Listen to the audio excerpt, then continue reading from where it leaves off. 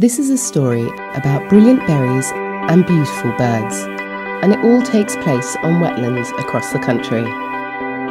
Wetlands are where land meets water, and where land meets water, amazing things happen. It's where life began.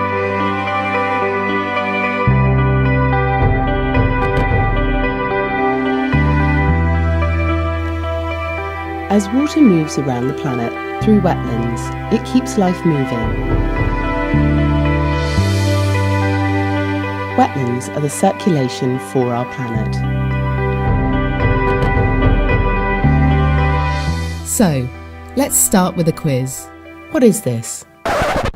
Red berries, but I'm not sure which ones they are. It looks like a little bit like a cherry. I think they're grapes. Like a radish? Hawthorn berries. It looks like a tomato, but I don't think it is because it's got leaves on it. I think that's a cranberry. Radishes. It's a cranberry, the kind we turn into juice and sauce and find at every Christmas feast. But most of you won't have seen them growing in the wild. So, where do you think cranberries grow? It looks like it's grown onto a plant of some sort. I think they grow on trees. Wetland. They grow in water. I think they grow in wetlands. The cranberry is a wetland fruit that grows on vines in sandy bogs and marshes. We used to harvest a variety of cranberries in the UK, especially in Scotland. But as wetland habitats declined, so did the harvest. This winter, we've teamed up with the farming cooperative Ocean Spray on a rather special project. You see, whilst many may have forgotten how important wetlands are, when you're an Ocean Spray cranberry farmer, wetlands or bogs are everything.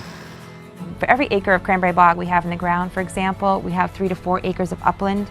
So this farm that we're on today is about a 7.5 acre parcel. It's a 60 acre parcel overall, so that space is protected, letting a lot of natural environment and habitat.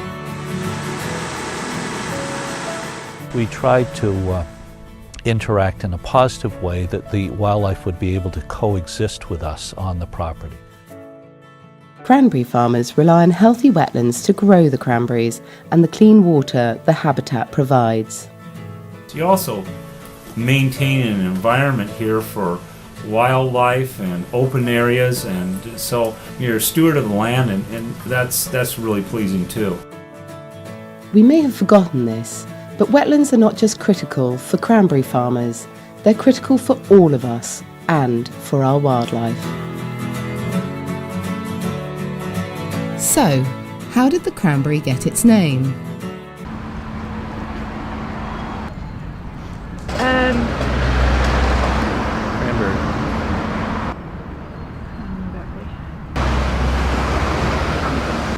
You put it on the spot, no. No. I have no idea. No, sorry. No, I don't know. The craneberry was named by early European settlers in the US.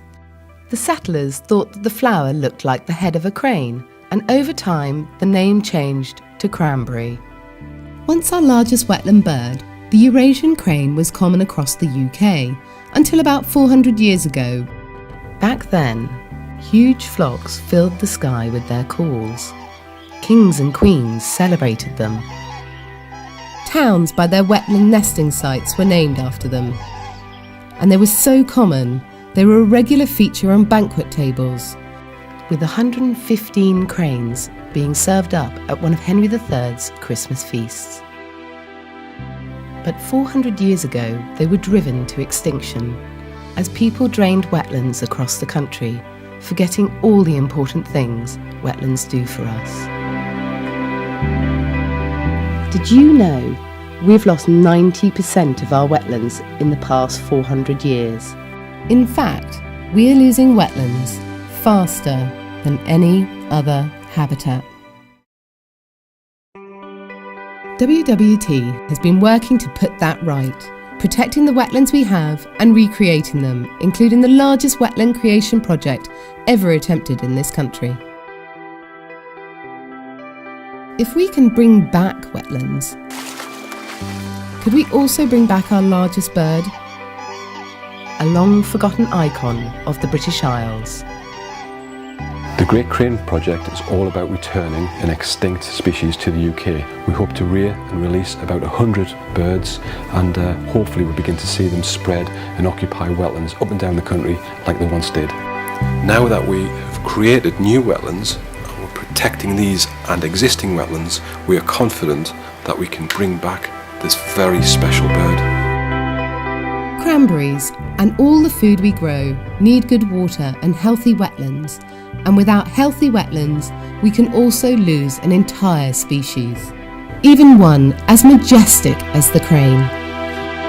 So, as you explore the wetlands here today, pause for a moment and imagine the sky once more filled with cranes.